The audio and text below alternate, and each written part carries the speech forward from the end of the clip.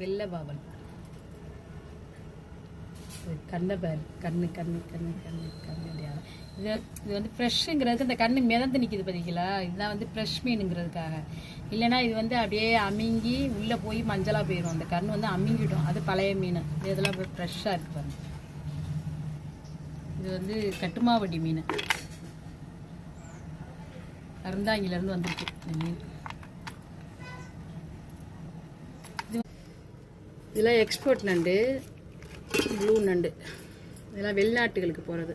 அவங்க பண்ணையிலேருந்து, இறால் பண்ணையிலேருந்து வந்திருக்கு இந்த ப்ளூ நண்டு. யாஸ்மின் வீட்டிலேருந்து வந்திருக்கு. சூப்பராக இருக்குதியா நண்டு. வெயிட்டாக இருக்குது. நண்டு மட்டும் பார்த்து வாங்கணும், வெயிட்டாக இருக்கான்னு பார்த்து வாங்கணும். வெயிட்டு சரியான வெயிட்டாக இருக்குது.